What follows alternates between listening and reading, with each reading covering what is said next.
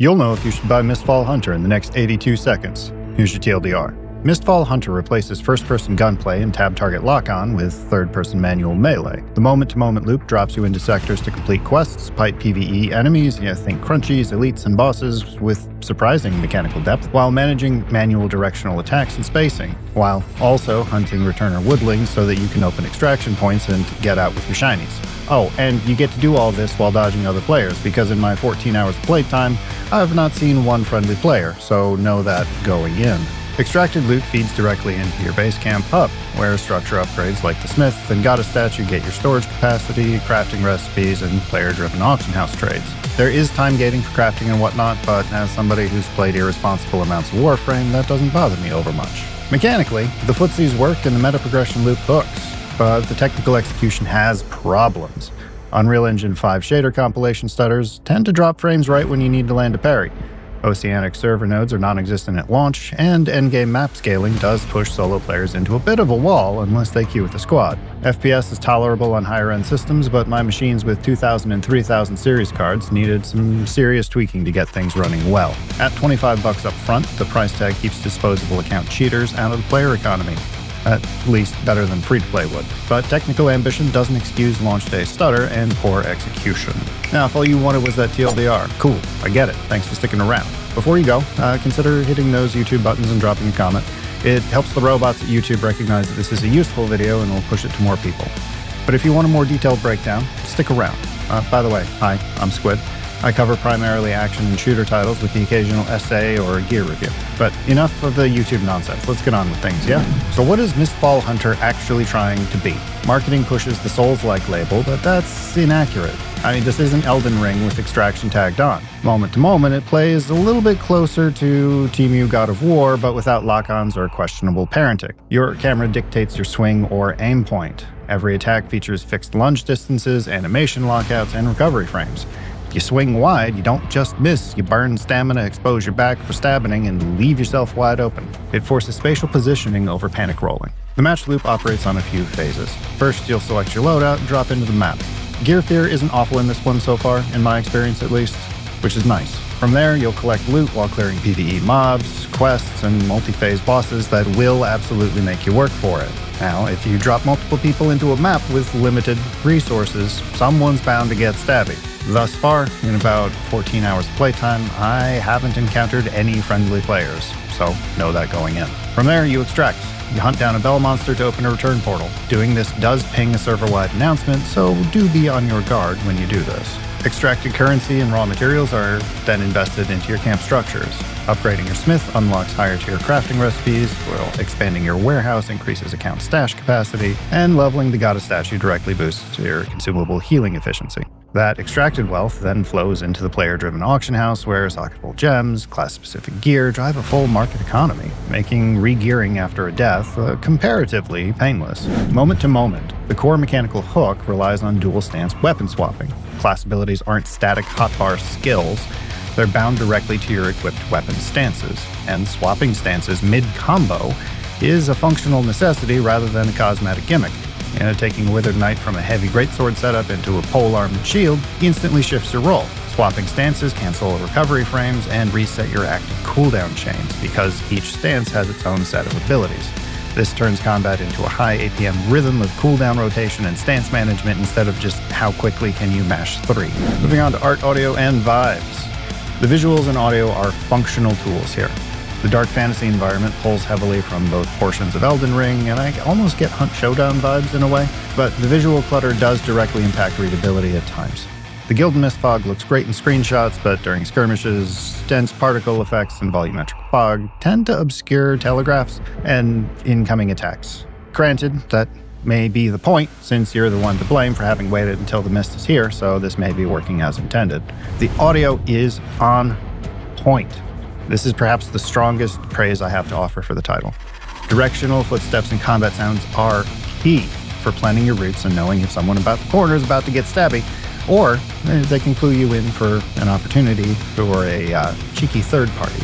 Yes, I'm that guy. But All this niftiness lives or dies by frame pacing and latency consistency. The rendering pipeline hitches mid-swing. That skill ceiling really doesn't matter much now, does it? I ran Mistfall Hunter on a 9800X3D, 5090, and 64 gigs of RAM.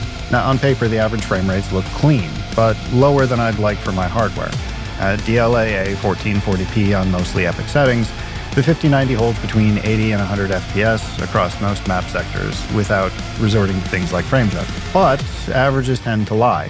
The frame time graphs betray the truth here. The core issue is that Unreal Engine 5 dynamic shader compilation is very present. Bellring failed to implement a comprehensive pre-comp routine on initial boot.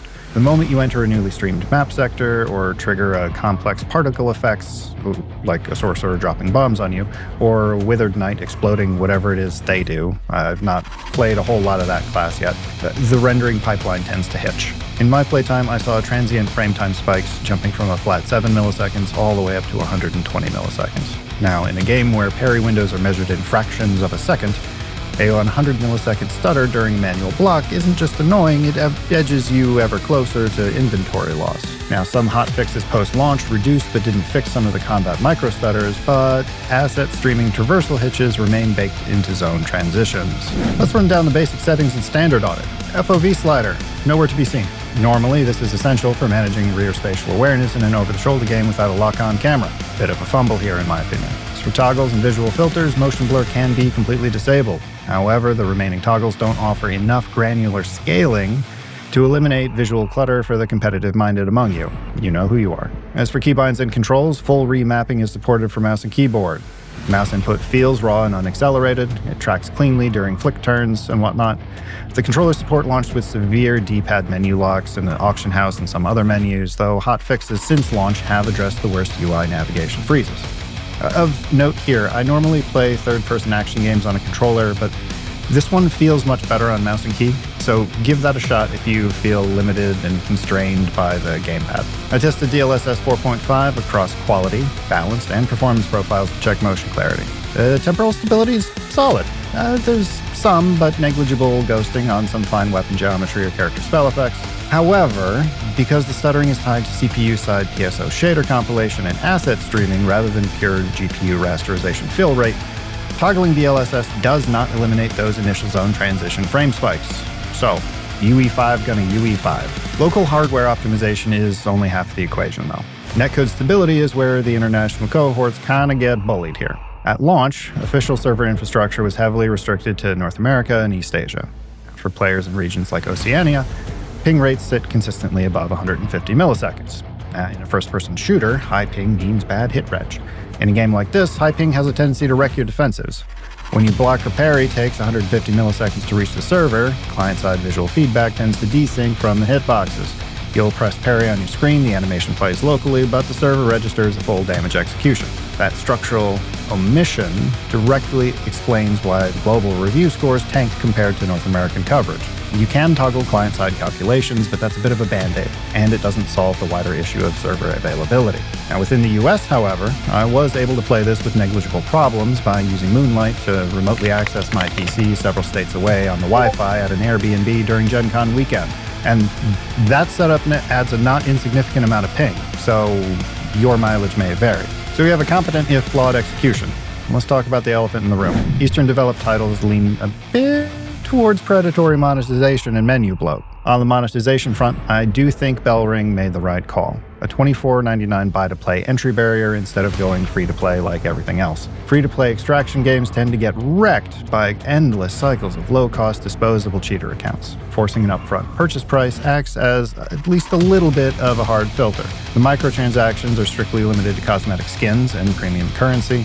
There's no pay-to-win stat boosts or inventory expansions sold for real cash that I noticed. There is some pretty significant menu bloat though. I mean, even the menus have menus. I'm not sure what the deal is with this trend for Eastern developed titles, but I'm not a fan. We're not quite at like where wins meet levels of menu bloat, just know that it's there. Where the game actively fails in consumer advocacy is design pacing, specifically for solo players. Mistfall Hunter does allow for solo queuing, which is nice, and you're only matched up against other solos. And this thrives all the way up through the mid-game. But the end-game progression curve is pretty heavily weighted towards those 3-player squads. High-tier chaos maps contain core resources required for upgrading your camp, but these sectors feature aggressive team-oriented PvE mobs and multi-squad choke points. You can plug into trios, but best of luck with that. For a solo player, simple actions like opening chests, doors, farming returner woodlings, or clearing blocking mobs tend to leave your sightlines completely blind. Without a teammate to cover your back, the paranoia and tension tends to spike, which isn't the worst thing and does add to the overall experience. Just know that if you already lean towards high blood pressure. Now, unless you bring a dedicated squad, the meta soft forces solo players into more of an uphill grind than you might otherwise expect. Know that going in. On the flip side, the devs do get massive credit for the loadout code system in the auction house. Squad leaders can export a text code for a specific team build, allowing teammates to auto-buy matching gear sets in one click. That is a zero-fluff, high-efficiency quality of life change that respects player time between wipes. It's nice. So who is this for? I'd say it's a strong buy if you have a dedicated squad, you want skill-based manual melee footsies over gunplay, and you value an economy protected by an upfront buy-to-play barrier. Skip it if you play exclusively solo, demand a smooth Unreal Engine 5 launch without dynamic shader hitches, or you live in server-deprived regions where 150 millisecond ping breaks everything. Mechanically, Bellring got the hardest part right.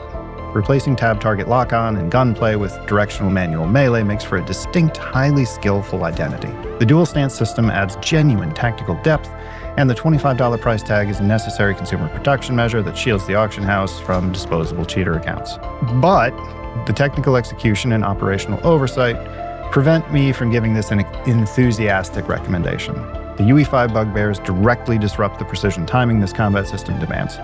Leaving international regions without local server infrastructure at launch degrades the product for a significant portion of the planet, and the endgame progression scaling does push solo players into a bit of a frustrating wall. Once Bellring Games stabilizes PSO pre-comp, expands regional routing, and smooths out the solo progression curve, this easily shifts to a strong positive.